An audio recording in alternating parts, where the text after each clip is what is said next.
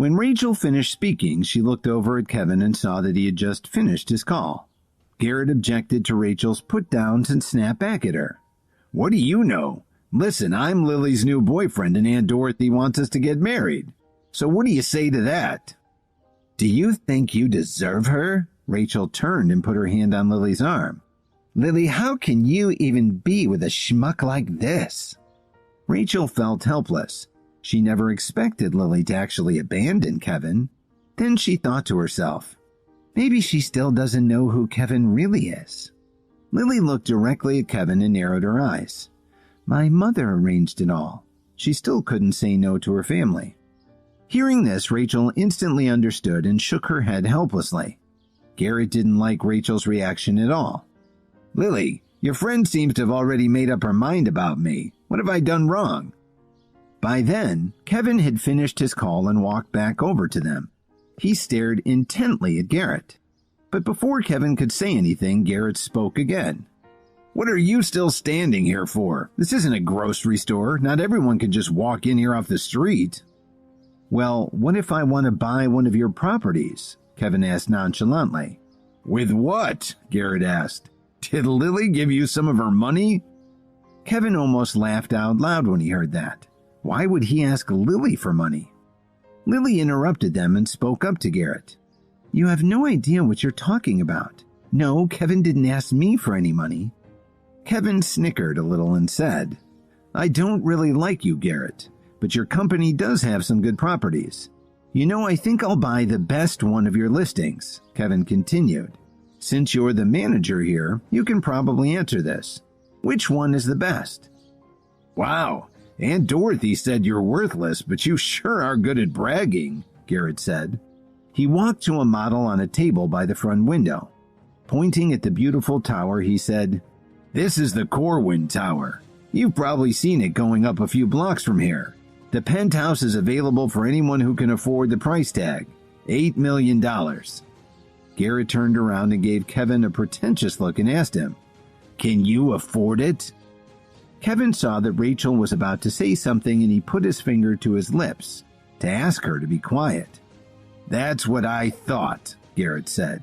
"This would be a good time for you to leave." Kevin didn't say anything. He just smiled. "Who said I can't afford it?" he replied. "Didn't you hear what I said? The penthouse costs $8 million, Garrett said in a very snotty tone. Kevin ignored him.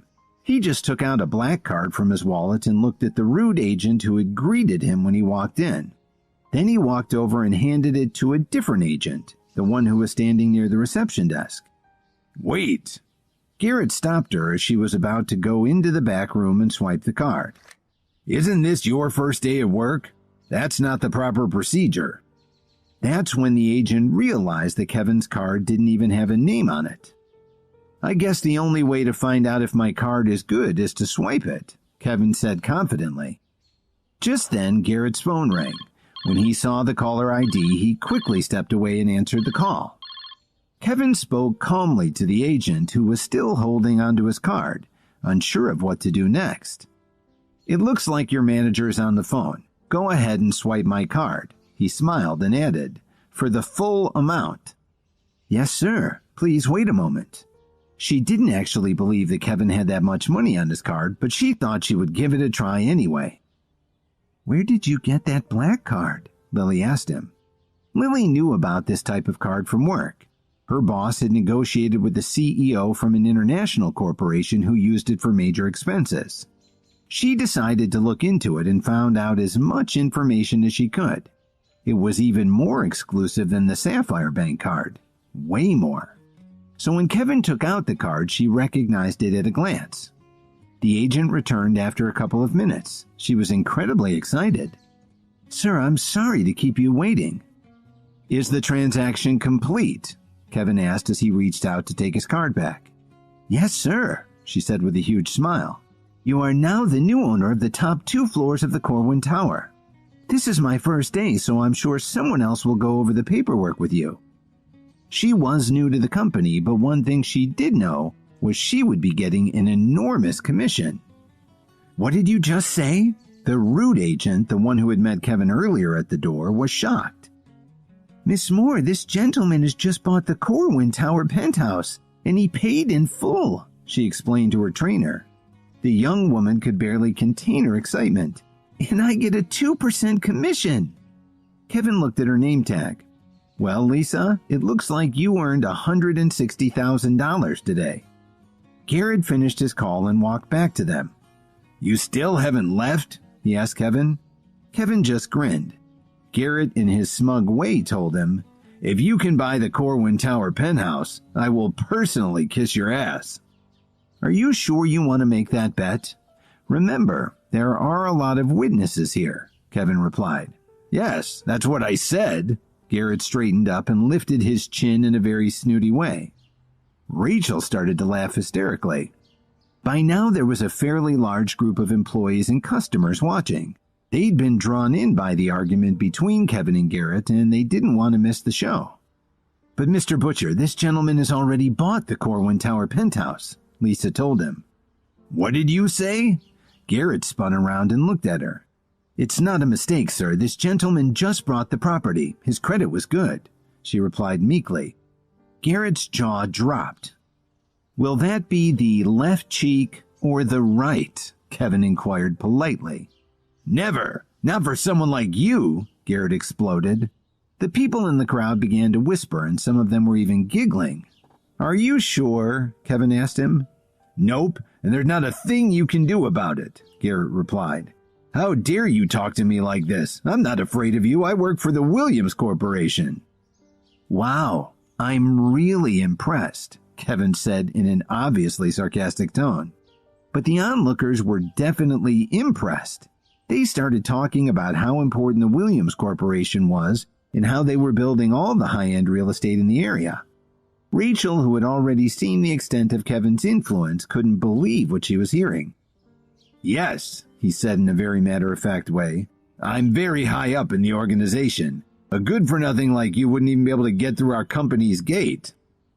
Just then, everyone turned to see a distinguished-looking middle-aged man rush through the front door and race up to Garrett saying, "You are no longer an employee of the Williams Corporation. Please turn in your access badge." "Director Turner, what are you doing here?" Garrett didn't understand why one of the Williams directors was in his office. "It's a good thing I came down here. I wouldn't know how you treat our customers." After saying this, Turner pulled Garrett's name badge off his suit jacket. Then he walked up to Kevin. Lily, who thought that Turner was about to turn his wrath on Kevin, stepped between them and said, "Director Turner, please don't misunderstand. Kevin didn't deliberately cause any trouble here." Turner knew that Kevin liked to keep a low profile.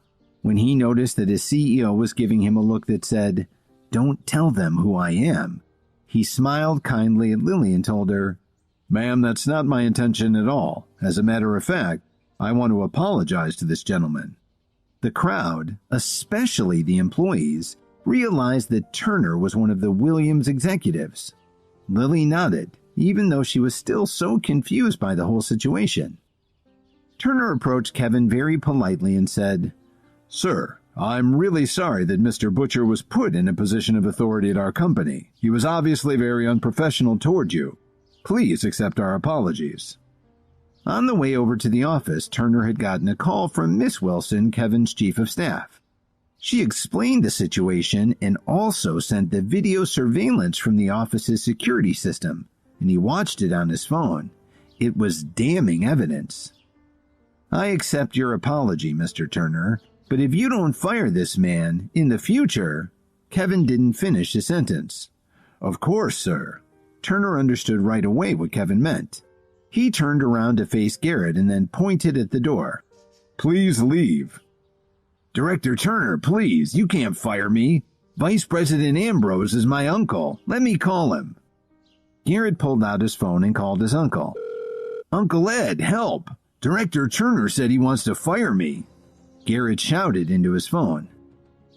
"Don't panic, Garrett. Where are you? I'll be right there." Everyone could hear Mr. Ambrose's deep voice coming from the earpiece. Turner snatched the phone from Garrett's hand and told him, "We're in the Corwin Tower sales office. When you get here, we'll all be in Mr. Butcher's office." Then he hung up the phone. Turner looked at Kevin and said, "Sir, I hate to trouble you, but could you please come with me to the office?" He continued to explain. "The vice president is a reasonable man. As long as you explain to him what happened, I think he'll understand the situation."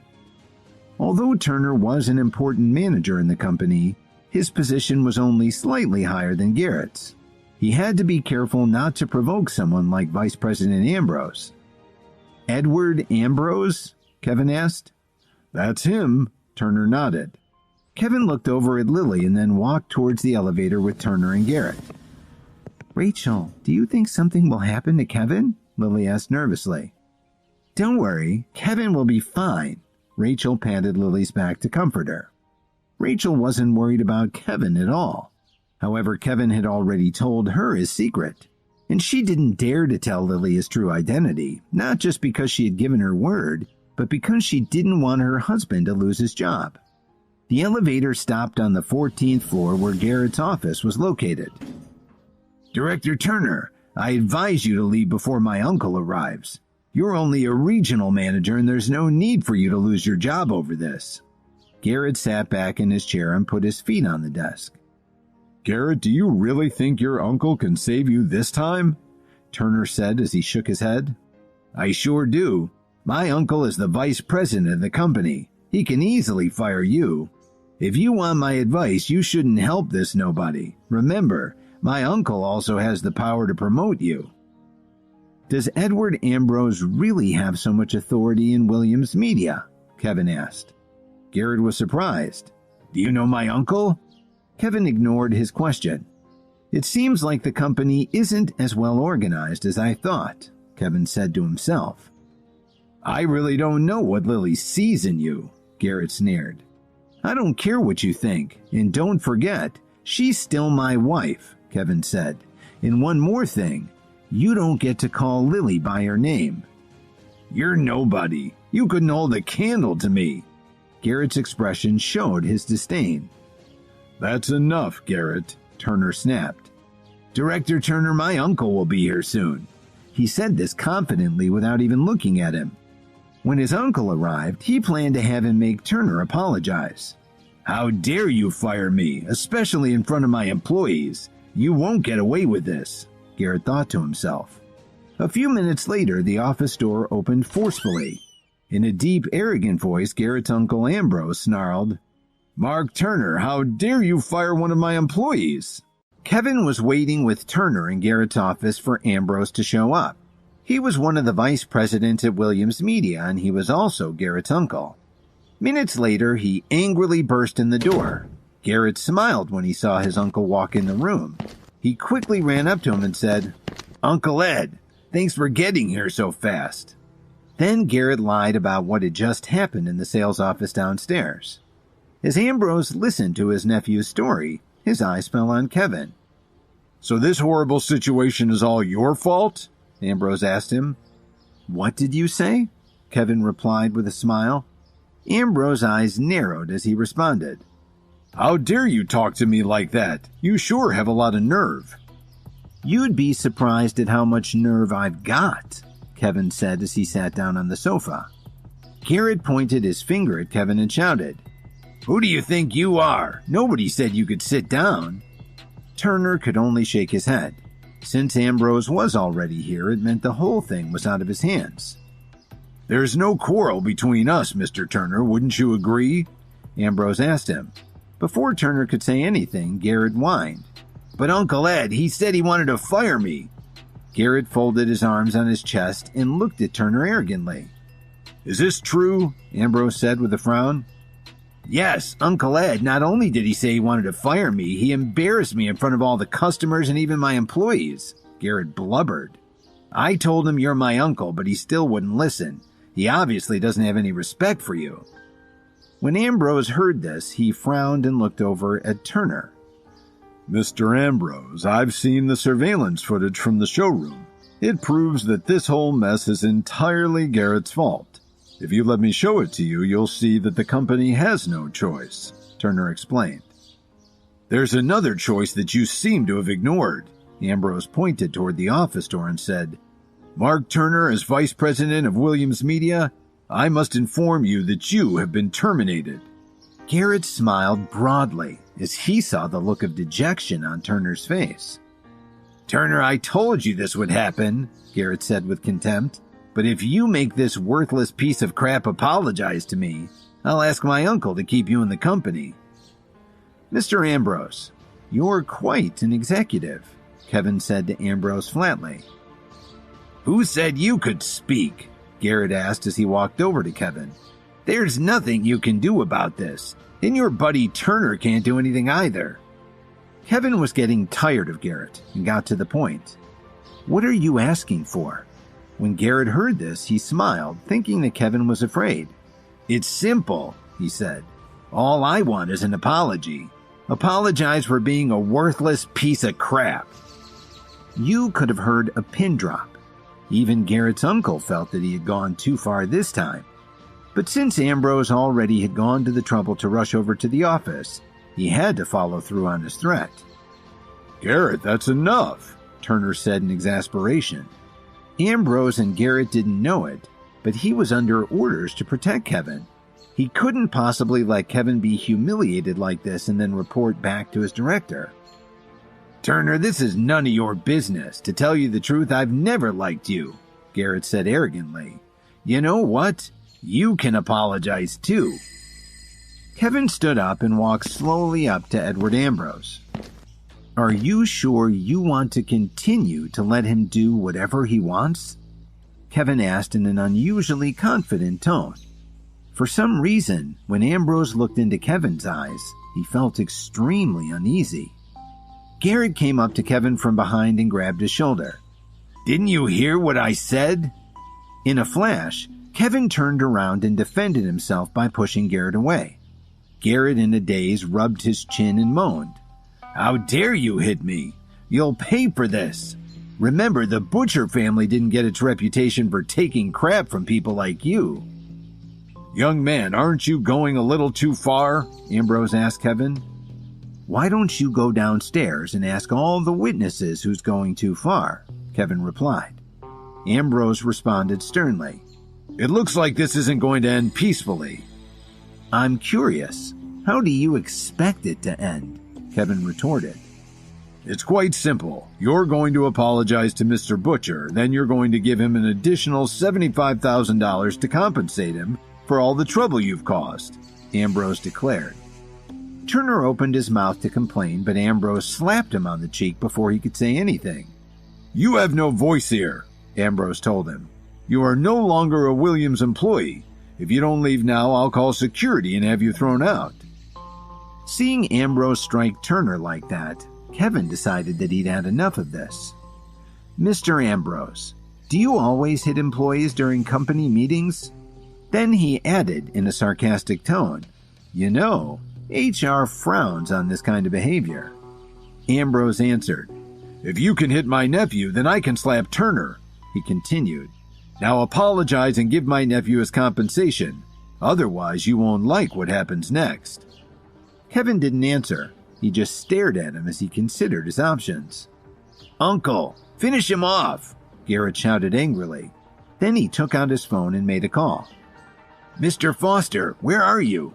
Someone else is threatening to beat me up. Hurry up and bring some of your men to my office." After Garrett finished speaking, he hung up and turned to Kevin. "Now you're going to get your legs broken," he roared. "Well, you can try," Kevin replied. Garrett made a fist and started to take a swing at Kevin, but before he could even hit him, Kevin gave him a hard slap in the face.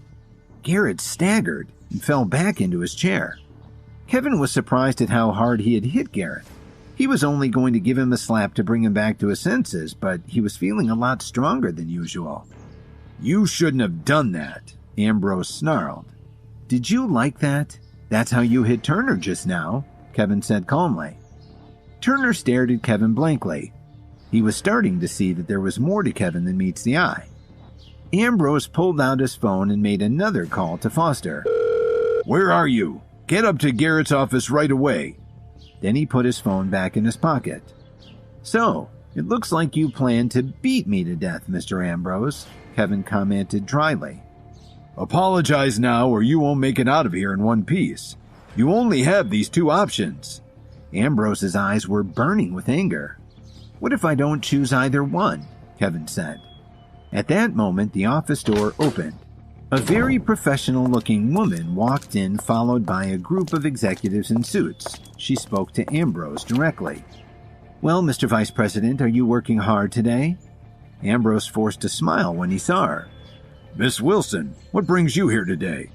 Since Kevin hadn't been showing up to work much lately, Ambrose had taken advantage of the situation and passed along a lot of his work to Miss Wilson.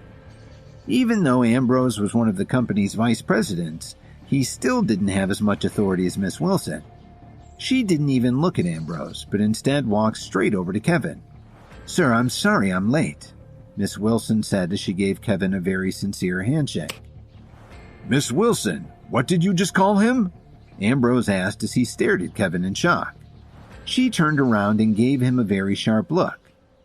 "Mr. Ambrose, this is the new chairman of the Williams Group." When he heard this, Ambrose's forehead began to sweat, and he started to hyperventilate. Garrett stared at Kevin in disbelief. "Our CEO," Edward Ambrose said. He couldn't hide the panic in his voice. "I'm flattered to hear you call me by my correct title, Mr. Ambrose." Kevin paused and looked him straight in the eye before continuing.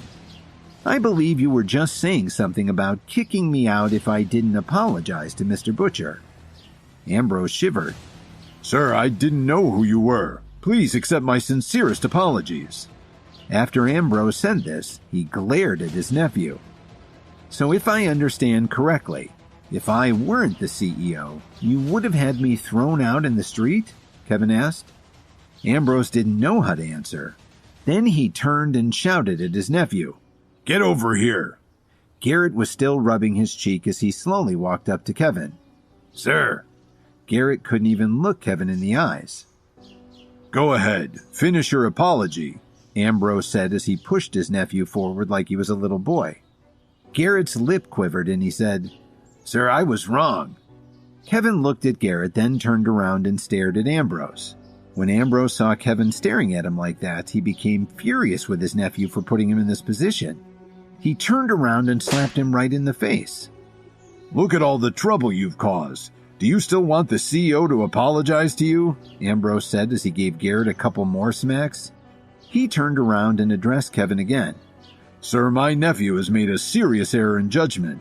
His behavior is inexcusable. Please, let me handle this." Kevin glanced at Garrett, who was sprawled on the couch rubbing his cheek in pain. It looked like Ambrose may have knocked out one of his teeth. "Well, that takes care of Mr. Butcher, but Mr. Ambrose, I believe you made a few threats of your own," Kevin replied. Suddenly, the office door was violently kicked open. A man walked in with a few stocky young men. "Mr. Ambrose, why did you call us here in such a hurry? What's going on?" Foster asked as he stood there confused. "What are you doing here?" Ambrose yelled. "Sir, did I do something wrong? Why are you yelling at me?" Foster asked.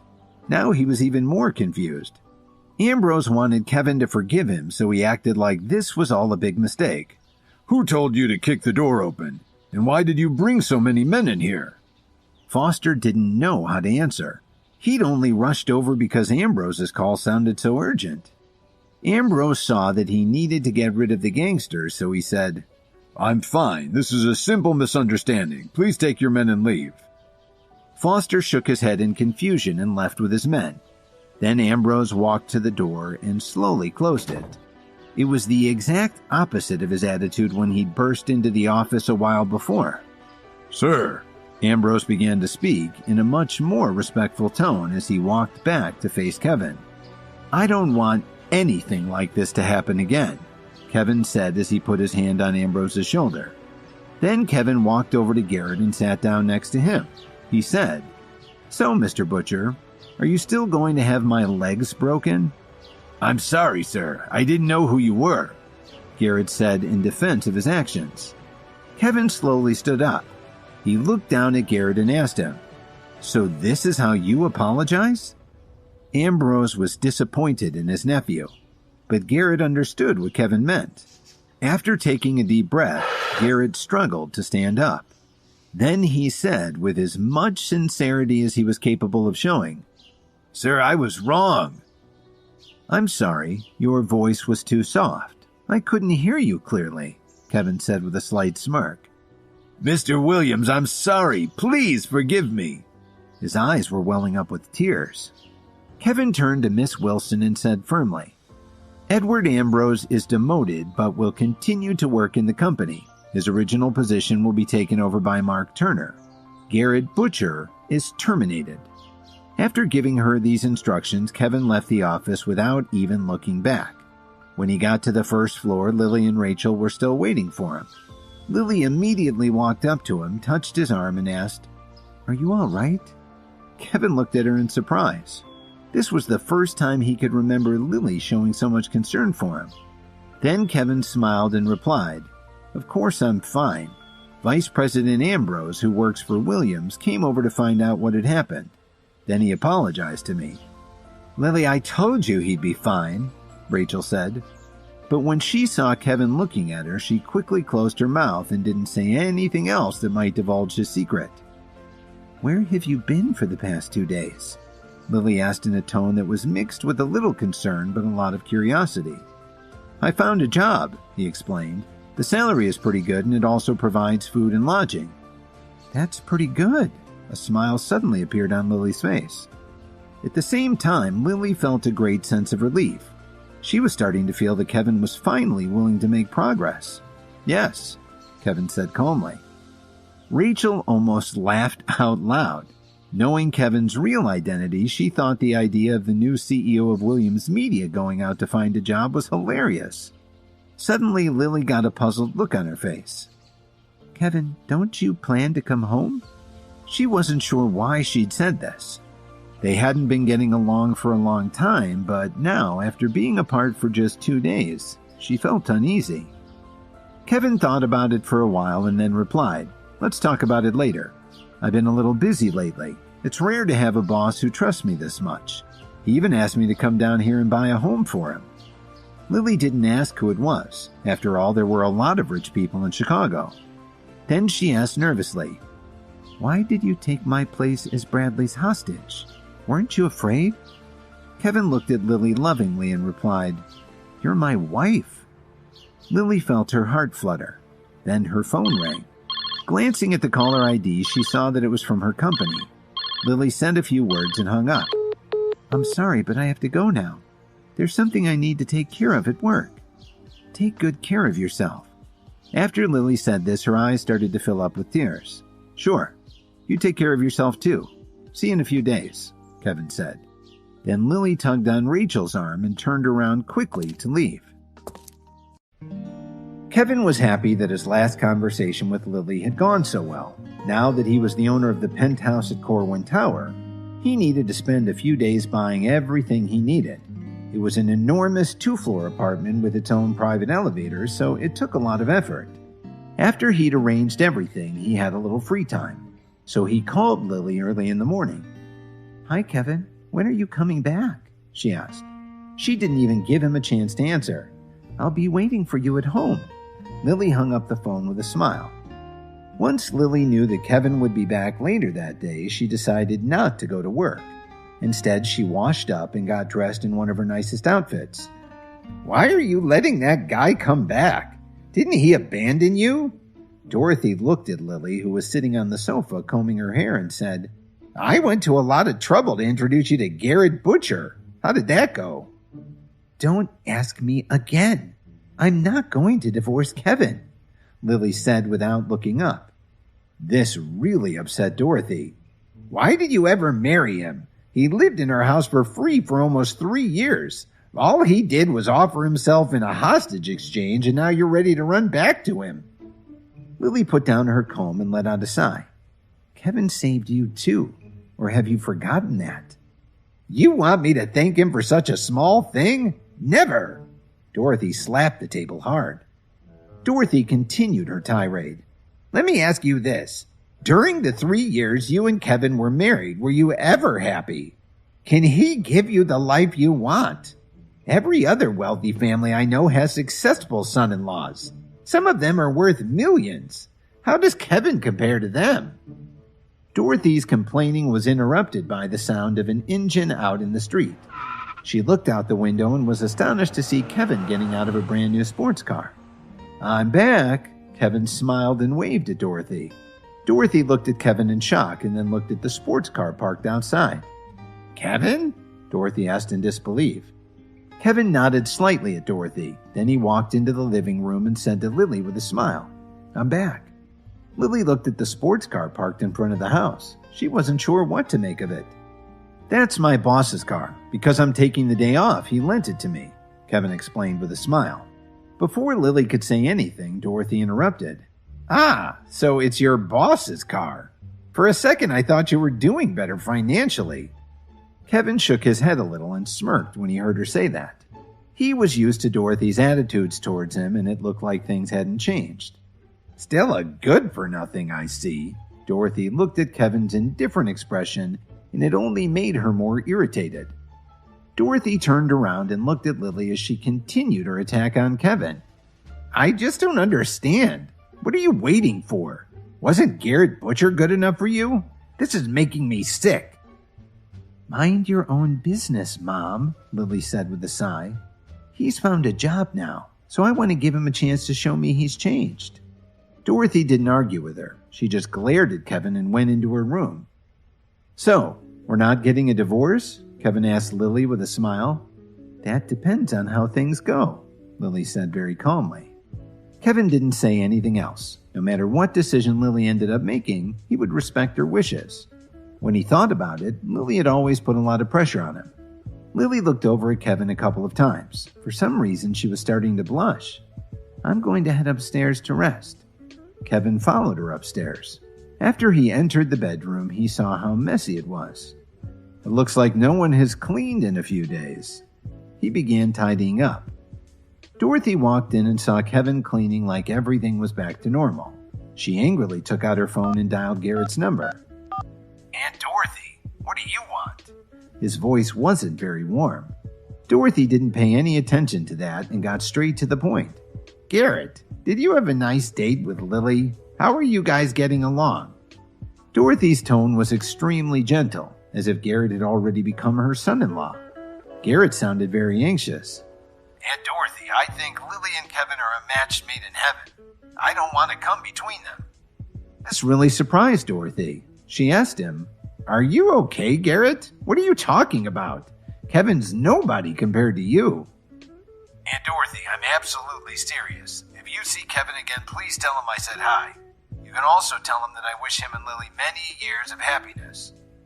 Dorothy looked at her phone with a confused expression on her face. She was wondering if she'd called the wrong number. "Garrett, is there something wrong?" Dorothy asked hesitantly. "No, Aunt Dorothy, there's nothing wrong. Nothing at all. I still have some work to do, so I have to get going. Bye." Then he immediately hung up the phone. Dorothy angrily threw her phone onto the bed. She really didn't understand what was going on with Garrett. She was certain that he had said that he was interested in Lily. Suddenly, there was a knock on the front door. Dorothy frowned slightly and walked over to answer it. "Who is it?" "Hi, Aunt Dorothy." She opened the door and Rachel walked in. "Hi, Rachel. Please have a seat," Dorothy said with a smile. She turned around and shouted upstairs, "Lily, Rachel is here." When Lily walked downstairs, she sat down on the sofa next to Rachel and started chatting with her. Dorothy shouted upstairs again, "Kevin, what are you doing? Come down here." When Rachel heard this, her smile turned into a look of surprise. She gulped and asked Lily, "Is Kevin home?" Ever since Rachel found out who Kevin really was, she didn't dare to come over and visit Lily. The night before, when she was talking to Lily on a video call, she found out that Kevin hadn't been home in a few days, so she figured it was safe to come over and hang out with her friend. She certainly didn't expect Kevin to actually be there. He just came back today.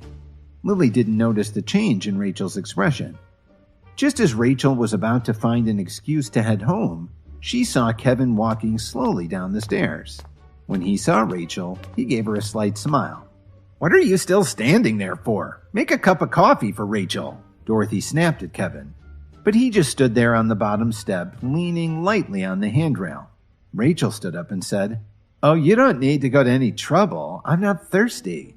Lily frowned at her friend. "Rachel, you don't seem to be yourself. Are you okay?" Lily asked her with a hint of doubt in her voice. "That's possible. Maybe it's because I didn't get enough sleep last night," Rachel explained.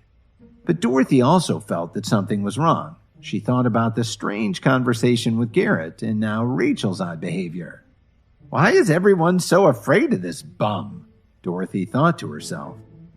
"Then go to the fridge and get her some fruit," Dorothy barked at Kevin.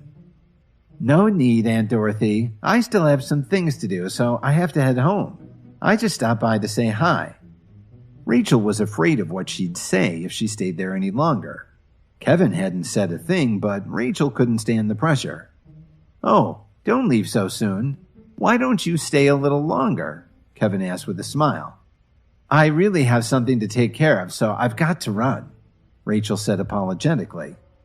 "Okay, we won't keep you," Lily said. She looked at Kevin and then back at Rachel and asked her, "How did you get here? I didn't see your car." "It's in the shop," Rachel forced a smile. "I'll just take a cab or something." "You don't need to pay for a ride," Dorothy said. "Kevin's got his boss's car today. He can drive you home." Rachel looked at Dorothy in surprise. Didn't she know who Kevin really was? "That's too much trouble. I'll be fine." Rachel was on the verge of tears. "Rachel, why are you being so polite to him? He'll only hang around here and do nothing," Dorothy replied. Kevin sighed. He pulled his keys out of his pocket and said, "It's no problem, Rachel. Let's go." At this point, Rachel had no choice. She grabbed her purse, said goodbye to Lily and Dorothy, and headed out the door with Kevin. As she got in, she noticed that Kevin's new car was a Maserati coupe, a pretty modest choice considering what he could have bought. After a few minutes, Rachel said timidly, "You can just drop me here, Kevin. I can really take a taxi home." Kevin steered with one hand while he adjusted the stereo with the other. "What did you just call me? Have you forgotten already?" "Boss," Rachel said softly. "That's better." Kevin smiled and said, "Don't be so nervous, Rachel. As long as we're already out, I might as well drop you off at home. Anyway, I don't have anything else going on today." "Thank you, boss," Rachel said. Kevin laughed and turned onto Michigan Avenue. While he was waiting for a traffic light, he heard a voice in the car next to him. "Isn't that Kevin? So you're driving a fancy sports car now?" Kevin looked over and saw that it was Jason.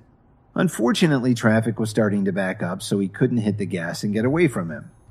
"Kevin, you sure are living well now. That car must have cost what, $200,000? After Jason said that, he looked in the passenger seat and saw Rachel. "I see you found a lovely rich woman to support you. And who is this pretty lady?" "Don't bring her into it," Kevin said coldly. "Kevin, you're just a poser," Jason replied. In fact, when Jason saw Rachel, he figured the sports car was really hers. Then he assumed Kevin had found a rich woman to pay for his lavish lifestyle. "Kevin, you really are amazing. You've had free room and board for 3 years with Lily, and now you're looking for another rich woman to support you? I should have known." Jason sneered and revved his engine. Because Jason was making so much noise, the pedestrians who were waiting to cross the street heard everything. Their comments were pretty insulting. "So he's married into the Joneses family?" Another commented, "I'm a handsome guy. Why can't I find a rich woman to buy me a car?" This was pretty frustrating for Kevin, and he started to lose his temper. But Rachel, who had been sitting calmly in the front passenger seat, got even more angry than Kevin. The traffic wasn't moving at all, so she opened the car door and walked over to Jason's window.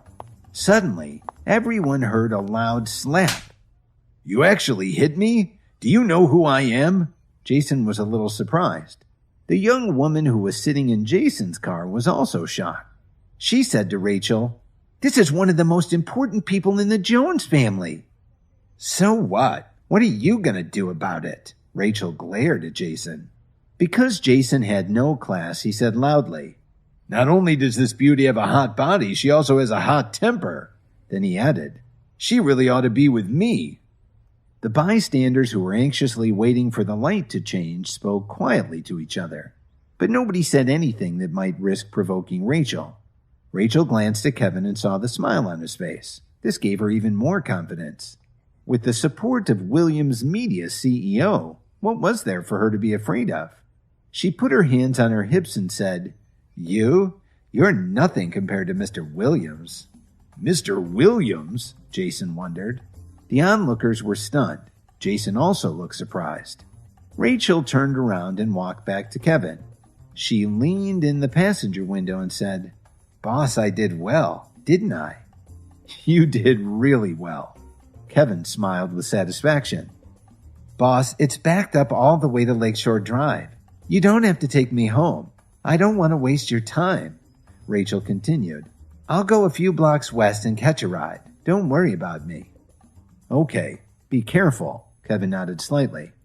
Rachel reached in, took her purse off the front seat, and crossed the street.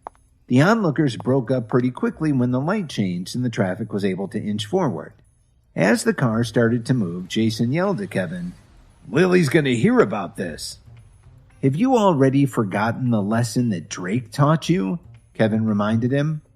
The lane opened up in front of Kevin, so he put the accelerator down and jumped forward, finally ending the conversation. Lily must have pulled some strings to buy him a sports car with our family money. Jason whined as he watched Kevin's taillights disappear ahead of him. If Kevin had heard what Jason said, he'd definitely find it funny. He just bought this car yesterday, and the Jones family hadn't paid a cent. As long as he was downtown, Kevin decided to head to his office and wait for traffic to clear. He sat down at his desk and sent Lily a text saying that he wouldn't be home that night. Just then, Miss Wilson walked into the office with 2 small boxes. She put them on the large meeting table and said, Mr. Williams, these were sent over by President Wright at West Chicago International and Mr. Cook from the Whistler Hotel. They said they're a gift for you. Adriana and Mitch? Kevin put down his phone. What could this be? He wondered. Yes, sir, Miss Wilson nodded. There was a trace of excitement in her voice. Thank you, Miss Wilson. Please don't let me keep you from your work, Kevin said gently. She left the office and Kevin opened the box for Mitch. There was a red pill inside. Kevin clearly remembered the pill that Mitch had given him a few days before. Since he took that pill, it seemed his body had gone through some changes. He wanted to find out more about this fiery red pill, so Kevin called Cook. Mitch, are you busy right now? No, I'm not. What's up, my friend? Cook had a sense of urgency in his voice. Kevin frowned and asked him, Did you just send me another pill? What's this one supposed to do for me? He wasn't sure if he wanted to hear what Cook had to say. Kevin opened the box on his desk and looked inside. Inside it was a red pill, similar to the tan one that Cook had given him a while back. He decided to call his friend to find out what this one would do since the last one had disastrous side effects. Kevin, didn't I already give you a pill? Cook slowly said. Anyway, I found out from the head researcher that the medical properties of the new pill actually enhance the properties of the first one you took. It should help you a lot. Cook's tedious explanation started to give Kevin a headache. I have to get back to work. Talk to you later. Kevin hung up the phone and stared at the pill. He clearly remembered how he'd felt after taking the first one. Do I take it or not? Kevin pondered. He thought for a while and decided that his friend wouldn't try to hurt him. So he picked up the pill and swallowed it. Within seconds, Kevin felt like his whole body was engulfed in flames. It was like his brain was burning with an indescribable pain. Then Kevin fell to the ground in agony. He closed his eyes and passed out. Half an hour later, when Kevin slowly came to, he couldn't find any change to his body. That was fine with him since the last pill had given him that disgusting smelly ooze all over him. He thought to himself, I hope those researchers didn't trick him. I don't really feel any different. Kevin's phone rang and startled him back to reality. Hello? Hello, is this Kevin? Kevin didn't recognize the charming voice that was speaking to him. Who's this? Kevin asked in confusion. This is Phoebe Anderson. We met at the Whistler Hotel. She paused for a moment. At the celebration the family threw after getting the Williams contract. The event had turned into a real mess because of Jason's behavior, but Kevin hadn't forgotten her. Oh, of course. I remember you now. "What can I do for you?" He was polite, but still had his doubts about what he was getting into. He hadn't spoken with Phoebe since that day. Why would she suddenly call him out of the blue? "I've been meaning to ask you, at Grandma Jones's birthday party, did you give her an antique tiara?" She asked with a hint of curiosity. "Yes, why?" Kevin asked in an aloof tone. He did give Grandma Jones a tiara, but before he could present it to her, Bradley had ruined his plan. Kevin ended up angrily taking back the gift and leaving. "Do you still have the tiara?" Phoebe asked excitedly. "It's only a trinket. Are you interested in it?" Kevin said teasingly. Phoebe replied in a very serious tone of voice. "Kevin, the Jones family isn't aware of it, but I peeked in the bag when nobody was looking. I'm sure that it's the legendary golden sunburst tiara." Kevin slightly raised his eyebrows. He really didn't expect Phoebe to know about this. "So, what would you like to know?" Kevin asked with interest. "Don't worry, I just want to take a few photos," Phoebe said hesitantly. "Okay, I think we can arrange that," Kevin agreed readily. "Really? If you're free now, you can come to our antique store, Anderson Fine Jewelry and Antiques. I'll wait for you here," Phoebe said excitedly. She was afraid that Kevin would refuse. After all, the golden sunburst only existed in legends. There were few written records of it, and she was only aware of it from rare eyewitness accounts. Phoebe had only seen sketches of it, but she had studied them well. An hour later, Kevin arrived at the entrance of the Anderson family store. This was the biggest antique store in all of Chicago, and it contained many priceless treasures. Kevin had heard a lot about the place, but he'd never been there before. Just as he was entering the door, an employee stopped him. "Excuse me, sir, are you on the list?" Kevin glanced at the nameplate on the man's chest. Doug Birch. Then he asked, "What list?" "If you're not aware of the list, then you probably shouldn't be here," Birch said disdainfully. "There are only two ways to get in here. The first is to have a special invitation, and the second is to be an antique dealer. Which one are you?" "I was invited by Phoebe Anderson," Kevin replied calmly. The man took a look at Kevin's clothes and smirked. "Wearing those rags? You can't possibly know President Anderson." Kevin's irritation showed on his face. He didn't expect a staff member to be so rude. "Get lost," Birch said as he pushed Kevin out the door and onto the sidewalk.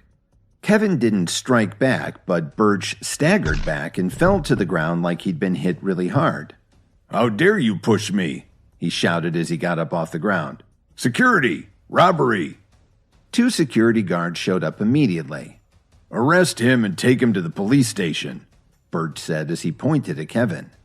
The two security guards looked menacing as they rushed up to Kevin and grabbed his arms. "You'd better cooperate or you'll regret it," one of the guards said coldly. "That's enough," Kevin shouted. This is such an overreaction, he thought. Kevin struggled slightly and the two guards flew 6 feet away, hitting the ground with a thud. Kevin was stunned by this. He looked down at his hands in disbelief. "How did I get so strong?" he thought to himself.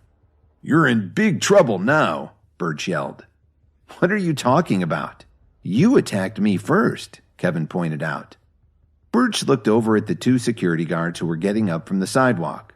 "Arrest him." Just then they heard a loud voice. "What are you doing?" Kevin turned around and saw a man walking out of the store. "Sir, you have to help me." Birch quickly ran to the store's manager, Stephen Burrows, and sobbed. "He came here to rob the store. When I tried to stop him, he threw me to the ground." He continued his accusation. "Then he beat up these two guards." Burrows walked up to Kevin. "Sir, do you have a reasonable explanation for this?" He looked threatening but remained polite. "Who do you believe, me or him?" Kevin asked flatly. Burrows frowned, turned around, and said to Birch and the guards, "Please show him off the property." "All right, Mr. Burrows," Birch said with a smile. He stared spitefully at Kevin and said, "So you want to cause trouble? Well, I'll teach you a lesson." A moment later, Birch was lying on the ground, staring up at Kevin. Half of his face immediately swelled up. Kevin had barely touched him. "This is getting annoying," Kevin said unemotionally. "You're a dead man," Birch growled as he rubbed his face. When Burroughs saw this, he was very upset. "Do you have a death wish or something?" Burroughs had lost patience with Kevin. Kevin decided he'd wasted enough time with these stooges. He took out his phone and called Phoebe. "If you're not down at the front door in 2 minutes, I'm out of here." He didn't give Phoebe a chance to respond. He just hung up the phone. "It's useless to call for help. We're calling the police. But first we're going to beat the crap out of you," Birch shouted as he struggled to get up. He stood next to the manager and glared at Kevin. In fact, Birch and manager Burroughs were cousins. Burroughs used his influence to get him his job as the head of security. Needless to say, the job and his family connection went to Birch's head. "Mr. Birch, he looks pretty poor. I don't think he can even afford a lawyer," one of the security guards said. "That's right. His clothes look like he got them at the thrift store," the other guard said. "I don't care," Birch responded. Then he turned to look at Burroughs. "Cousin, I'll leave it up to you." Burroughs took a deep breath and walked over to Kevin. "You've been a lot of trouble today. I think I'll let security spend a little time with you before we send you to the police station." The manager's attitude gave Kevin an uneasy feeling. How would he get out of this without even more trouble? Suddenly, they heard a woman's voice from the entrance. Phoebe practically ran out the door. "Kevin, when did you get here? Why didn't you come inside?" Burroughs and the others immediately snapped to attention when they saw her. "President Anderson." Kevin looked Phoebe in the eyes and explained. "President Anderson, your security guards just threatened to beat me up and have me arrested. Are you sure I'm still welcome?" "What are you talking about? You've misunderstood, sir," Birch said to Kevin. Phoebe was stunned at first, but when she saw the look on Birch's face, she understood what was going on. "What's this about?" she asked sternly. "President Anderson, he's the one who barged in and hit me," he replied. She didn't want to hear another word. "You're fired." "Don't you think you owe me an apology?" Kevin asked Birch. "Never," he replied arrogantly. Kevin turned around and looked at Phoebe. He smiled and said, "Why, President Anderson, I'm surprised that you hired someone like this." When Phoebe heard this, she turned to the man and said, "Yes, I think an apology is in order." Birch was about to argue with her, but he decided it would be easier to just apologize. "Yes, ma'am." "Then what are you waiting for? If you want to continue working here, you have to apologize to this gentleman." Phoebe crossed her arms and waited. Burroughs closed his eyes. He knew that his cousin had finally gone too far and had been rude to the wrong person. Even though he was the store manager, he was an Anderson family employee. There was no way he was going to stand up for his cousin. On top of that, he didn't expect Kevin to be so important, especially the way he was dressed. Birch walked meekly over to Kevin and said quietly, "Sir, I apologize." Kevin cupped his ear and said, "I'm sorry, I don't think I heard you." Birch took a deep breath and shouted, "I'm sorry, sir." "That's better," Kevin said with a slight smile. Then Kevin handed the bag containing the gold sunburst tiara to Phoebe. "Here you go. Go ahead and take all the photos you want." She looked very excited. She immediately grabbed Kevin's elbow and pulled him into the shop. Phoebe led him into the store's photography studio. She set up a camera and placed the tiara on a beautiful backdrop that helped highlight all the details of the piece. Kevin watched her intently. After taking quite a lot of shots, Phoebe turned off the studio lights and put the camera away. She turned to Kevin and said, "Thank you so much." "No problem. If you ever want to see it again, just give me a call, anytime." Kevin slowly put the valuable item back in his bag. Phoebe nodded. Then she hesitated for a moment and said, "Kevin, there's something else I'd like to ask." "Go ahead," Kevin said with a smile. "The legendary golden sunburst has been lost for many years. How did you track it down?" she asked him. Having grown up in a family that was involved in the antique business, Phoebe was well aware of its value. She was very curious how Kevin, who everyone claimed had been freeloading off the Jones family for 3 years, had found such a precious object. "If I told you that this was a family heirloom, would you believe me?" Kevin replied with a smile. A staff member suddenly ran into the room and interrupted them. President Anderson, we need your help downstairs. Phoebe was surprised by this and replied, Is it something that you can't handle yourself? The man's name was Albert Landau. He was a senior antique appraiser who had worked for the Anderson family for more than 10 years. It was extremely unusual for Mr. Landau to have trouble appraising an antique. This gentleman has brought a string of antique pearls. There's something about their quality that's giving me some trouble arriving at a value. I really can't make a decision, Mr. Landau said somewhat awkwardly. Kevin wondered if he might be able to help. Phoebe had just finished taking photos of Kevin's antique, the golden sunburst tiara. Her senior appraiser rushed into the studio to ask for help with a string of pearls that he was unsure of. Let's go take a look, Phoebe said to Kevin, and she immediately left the room. Mr. Landau looked at Kevin in surprise. He wasn't sure what to think. How could this young man in tattered clothes be of any help? When they reached the main showroom, Kevin saw a group starting to form around a young man. On the table in front of him was an old mahogany box. May I ask your name? Phoebe inquired politely. My name is Sam McKay. Are you the owner of this shop? The surprised young man asked her. Yes, Mr. McKay. May I have a look? Phoebe said with a smile. He casually handed the box to Phoebe. At the same time, he explained, This is a family heirloom. It never leaves the house, but we're in desperate need of money. Phoebe nodded to show her understanding of his predicament.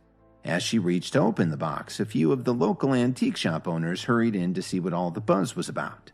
When Phoebe opened it, a string of beautiful golden pearls glistened under the store's lights. They were strung together with what looked like a pure gold clasp. Pure gold South Sea pearls? Phoebe asked in surprise. Judging from the luster and craftsmanship, they looked to date from the late 18th century. The antique shop owners who were looking on immediately began to discuss the rare find in hushed tones. You sure know a lot, a young man commented. Phoebe examined the string of pearls for a few minutes before she looked up and asked, How much do you want to sell them for? McKay smiled and said, $50,000. Since you're the owner of this establishment, you also know that they're worth far more than that. Phoebe nodded slightly and stared intently at the pearls. For some reason, she felt that something wasn't quite right. Kevin snorted mockingly when he saw the string of pearls. However, the other onlookers were more impressed. One of them said, Only $50,000? President Anderson sure has found a bargain. While everyone was discussing the find, another young man walked in. Excuse me, may I be of assistance? Mr. Landau quickly walked forward and politely greeted him. My name is Charles Grant. I'm in town for a business trip. I like to collect antiques, and I heard that Anderson Antiques is quite famous, so I came in to take a look around. He eyed the store and said, As long as I like what I see, money is no object. Suddenly, the young man's gaze fell on the golden pearls in Phoebe's hands. Are those actually golden pearls? Grant said as he quickly walked up to her. Be careful. Don't damage them. They're worth a lot of money, McKay said nervously. Grant waved him off casually and said, Don't worry, I'm good for it. The young businessman looked at the pearls for a minute and asked with a smile, So, how much are you selling them for? McKay said excitedly, $50,000. Okay, Grant said as he placed them in the box. I'll take them. The look on McKay's face said, Well, lady, you missed your chance. This seemed to bother Phoebe. She said, Mr. Grant, haven't you ever heard of first come, first served? I was still negotiating with Mr. McKay when you interrupted us. Well, maybe you shouldn't have taken so long to make up your mind. I'm ready to buy them right now, Grant replied with a smile. So am I. Mr. McKay, I'll take them.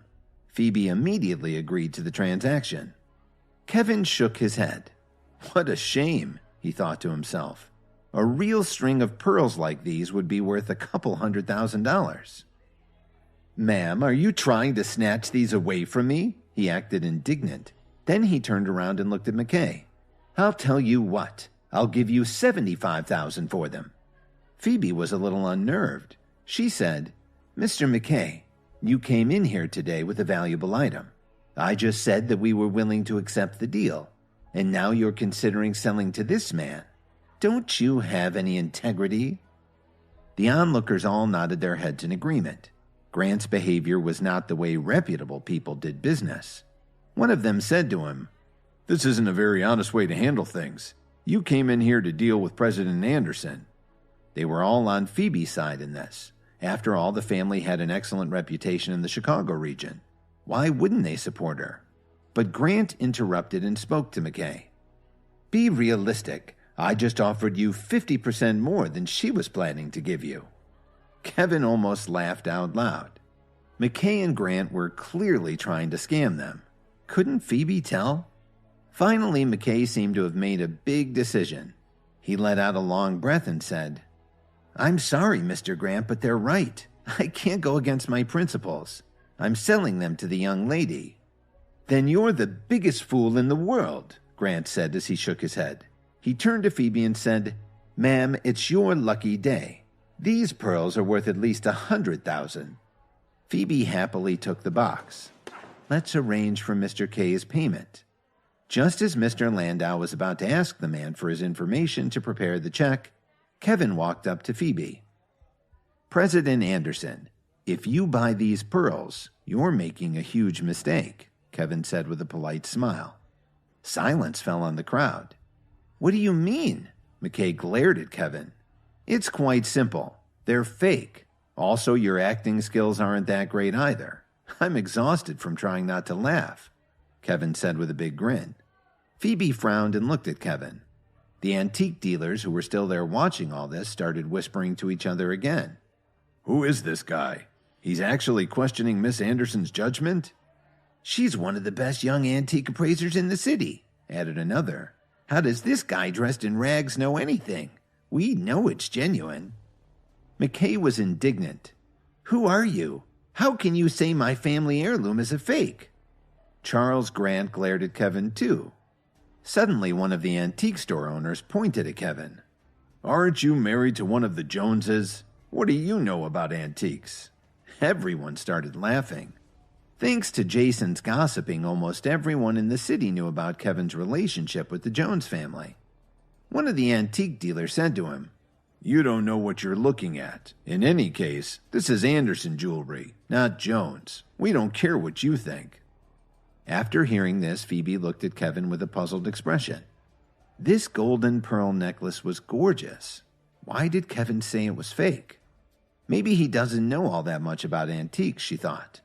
McKay was getting impatient. He turned to Phoebe and said, "Ma'am, please make a decision. I came here to make an honest transaction, and now I'm being accused of trying to pass off a fake." Then he turned to Kevin and moaned, "If you don't give me an explanation right now, I'll call the police and sue you for slander." Kevin mocked him, saying, "Still sticking to your role, huh? You should leave acting to the professionals." Kevin took the wooden box from Phoebe and opened it. "Everyone here is in the antique business. You should all know how to rate a pearl. Size, shape, color, luster, and all that." Kevin pulled the pearls out of the box and continued his lesson. "You are about to pay a ridiculous price for pearls that are of the lowest grade. Sure, the size of these pearls is impressive. However, they've been treated to improve their color and luster. Even the clasp is cheap." Kevin held the string up for everyone to see. "A large, perfect pearl should roll like a marble." "These pearls are perfect," McKay argued. Kevin stared right in the man's eyes, took one of the pearls between his fingers, and pinched it hard. It turned into powder before their eyes.